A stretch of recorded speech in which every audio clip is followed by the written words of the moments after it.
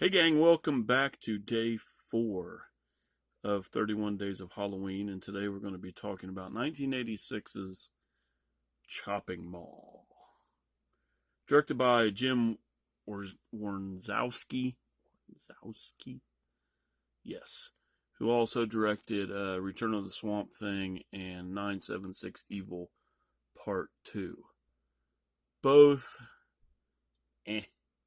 Chopping Mall to me is also a kind of movie. It does have a lot of good qualities. It does have good acting in it.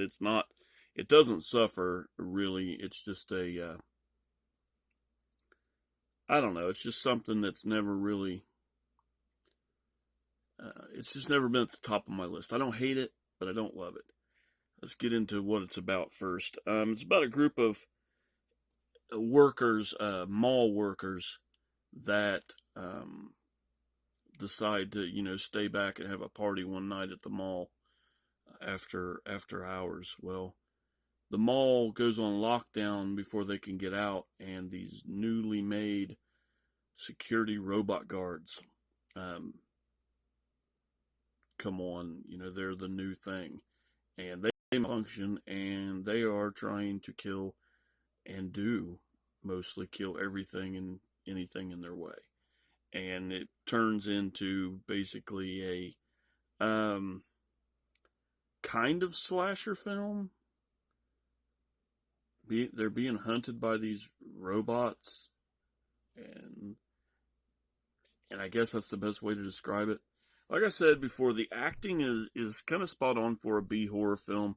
The film is shot really well. The pacing's really good.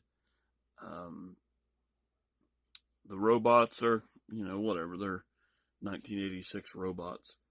I guess you could bring a sci-fi element in with those guys, but I wouldn't. They're just just the bad guy in this film. They're meant to patrol the mall and cut costs on having actual guards, and just do what a security guard would do, but minus the security guard's pay.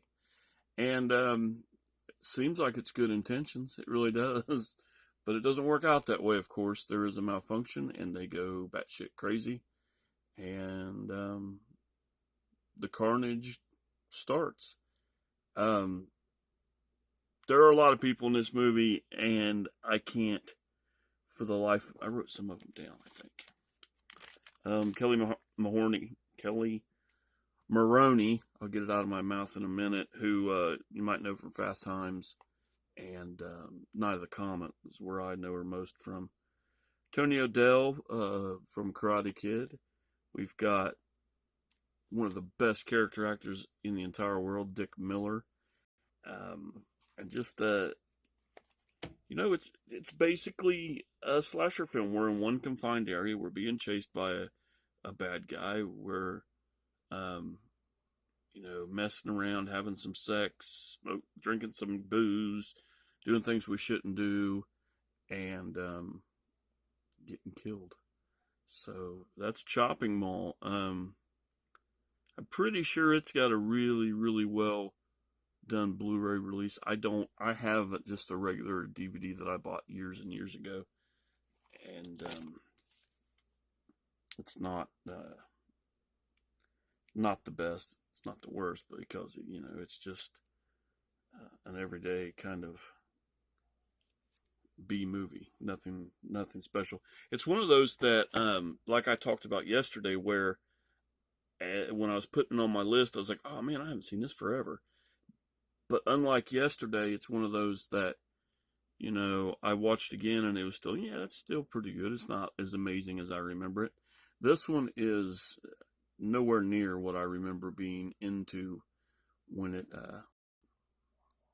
I first seen it to now. Of course, I was a teenager when I did first see it, and it was fairly new at that point. And now it's unfortunately it's really faded for me. It's I can totally recommend this though, even though I don't think it's one of the greatest, for people that are wanting to watch more B films and get into some of the, the not so awesome or not so classic horror films. I would say better than that. Not so classic. That's what I want to say. I would definitely recommend this. It's a fun ride. It's a lot of people really hold this in high regard as horror hounds, but for me, it just doesn't do it. So that's it. That is Chopping Mall. And tomorrow is Waxworks. Now, this is one I like. This is one I really enjoy. I really, really, really enjoy this one. So I can't wait to talk about it tomorrow. So you guys keep it spooky and you have a wonderful evening. And I will see you tomorrow. Later.